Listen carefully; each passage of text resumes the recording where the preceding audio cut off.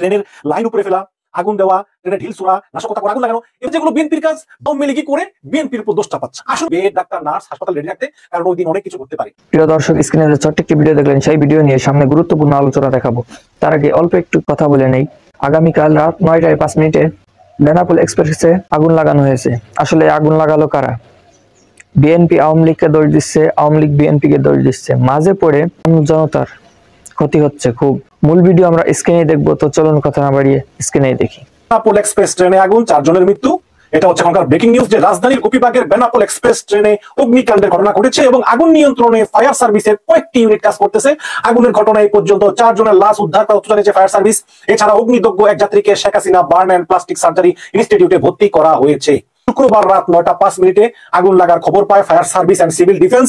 একের পর এক ট্রেনের লাইন উপরে ফেলা, আগুন দেওয়া, ট্রেনের ঢিল ছোড়া, নাশকতা করা, আগুন লাগানো, এবং এগুলো কিন্তু চলতেছে। এখন সবচেয়ে বড় প্রশ্ন হচ্ছে যে আসলে এর জন্য কে দায়ী? আওয়ামী লীগ বলতেছে যেগুলো বিএনপির কাজ, বিএনপি বলতেছে যে এগুলো আওয়ামী লীগই করে বিএনপির উপর দোষ চাপাচ্ছে। আসলে আমরা একটু নিরপেক্ষ ভাবে দেখি। সেটা হচ্ছে এই কয়েকদিন আগে কিন্তু একটি ট্রেনে আগুন লেগেছে। সেই ট্রেনটা ঢাকার উদ্দেশ্যে রওনা করতেছিল এবং ট্রেনটা যখন বিমানবন্দর স্টেশন পার হয় তখন সেই ট্রেনে আগুন লাগানো হয়। 3টা বগিতে আগুন লাগে, সবচেয়ে পেছনের 3টা বগিতে, এবং সেখানে মা মেয়ের মৃত্যু হয়, আরো 2 জনের মৃত্যু হয়, মোট 4 জন মারা যায়। আজকের ট্রেন আগুনেও 4 জন মারা গিয়েছে, ওই সময় 4 জন মারা যায়। তো ওই সময় ট্রেনটা কিন্তু 15 মিনিট ধরে চলে। ক্যান্টনমেন্ট স্টেশন থামার কথা ছিল, কিন্তু ক্যান্টনমেন্ট স্টেশনে ট্রেনটা থামেনি। তো এই মোহনগঞ্জ ট্রেনে এই আগুন লাগার ঘটনার সময় আমরা দেখেছি যে এই আগুন লাগার 3-4 দিন আগেই ঢাকা মহানগর পুলিশের পক্ষ থেকে স্বাস্থ্য মন্ত্রণালয়ে বলা হয়েছে যে ওই দিন বিশাল সংখ্যক বেড, ডাক্তার, নার্স, হাসপাতাল রেডি রাখতে, কারণ ওই দিন অনেক কিছু করতে পারে। একজন প্রত্যক্ষদর্শী হারুন জানিয়েছেন যে ট্রেনে আগুন দেওয়া লোকগুলো আসলে রেলের কর্মচারীদের পোশাক পরা অবস্থায় ছিল। তিনি এটা দেখেছেন নিজ চোখে। এবং আমরা এও দেখেছি যে এই যে ট্রেনটা ক্যান্টনমেন্ট স্টেশনে না থামা, তারপরে প্রত্যেকটা ট্রেনের বগিতে একটা কাচের বাক্সের ভিতরে লাল একটা বাটন আছে, ওটা টিপ না দেওয়া, তো এই সবই ইঙ্গিত করে যে এই ঘটনাগুলি আসলে সরকার পরিকল্পিতভাবে ঘটিয়েছে।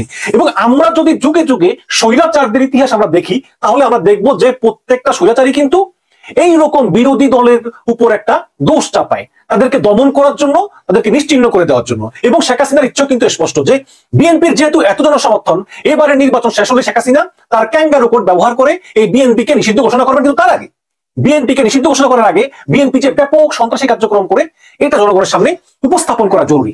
প্রিয় দর্শক, কাজী হিমায়তুদ্দিন কিন্তু বলতেছে যে ট্রেনে আগুন লাগাচ্ছে কারা, বাসে আগুন লাগাচ্ছে কারা? এটা সম্ভবত আওয়ামী লীগের লোকরা করতে পারে।